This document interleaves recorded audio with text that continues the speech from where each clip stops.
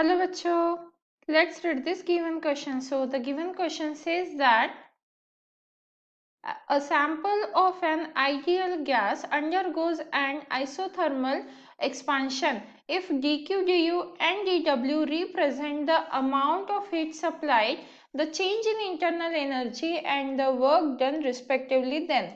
तो देखिए बच्चों, क्वेश्चन में हमें क्या बोला जा रहा है, हमारे पास एक आइसोथर्मल एक्सपांशन की प्रोसेस है जो आइडियल गैस के ऊपर हो रही है। अब इसमें dq, du और dw क्या है, हमारा heat supply, change in internal energy और वर्क डन रिप्रेजेंट कर रहा है। तो इसके लिए हमारे पास 4 ऑप्शंस है और हमें 4 ऑप्शन में से एक सही आंसर फाइंड आउट करना है। तो इस क्वेश्चन को सॉल्व करने के लिए हमारा की कंसेप्ट क्या रहेगा, की concept to solve this question वो रहेगा हमारा कि आइसोथर्मल प्रोसेस बोला है तो टेम्परेचर क्या रहना चाहिए, कांस्टेंट। सो हम यहाँ पे लिख सकते हैं in isothermal process, in isothermal process temperature is constant, T is equals to constant। अब ये रहा हमारा की कंसेप्ट, इसी को हम आगे कंटिन्यू करते हुए इस क्वेश्चन का आंसर फाइंड आउट कर सकते हैं।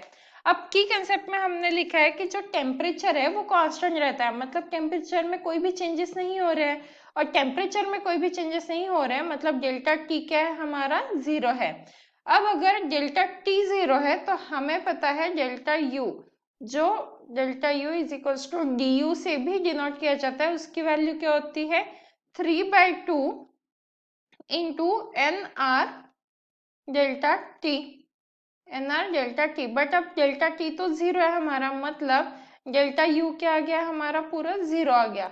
तो हमारा जो चेंज इन इंटरनल एनर्जी है वो 0 है। अब इसमें से अगर हम ऑप्शन देखें तो हमारा क्लियरली आंसर सेकंड है, क्योंकि फर्स्ट में change in internal energy positive दिखाई है, सेकंड थर्ड में भी change in internal energy positive है, और फोर्थ में नेगेटिव बोली है, पर हमारी आई कितनी है 0, तो ये ऑप्शन सेकंड में ही मैच कर रहा है। बट हम फर्दर भी देख लेते हैं, जैसे चेंज इन इंटरनल एनर्जी के बाद जो हमारा हीट सप्लाइड और वर्क डन है वो पॉजिटिव कैसे आ रहा है।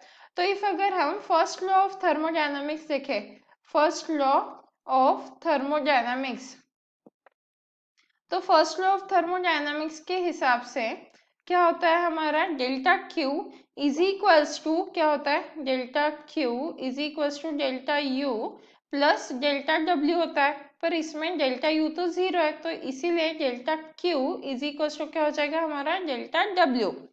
और क्योंकि हमें एक्सपांशन बोला है, तो एक्सपांशन में क्या होता है, एक्सपांशन, तो डेल्टा डब्ल्यू क्या रहता है, पॉजिटिव रहता है।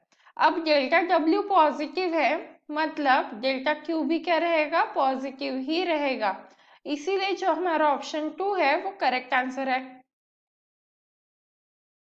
And hence the final answer for the given question is option second, that is dq is positive, du is 0 and dw is positive.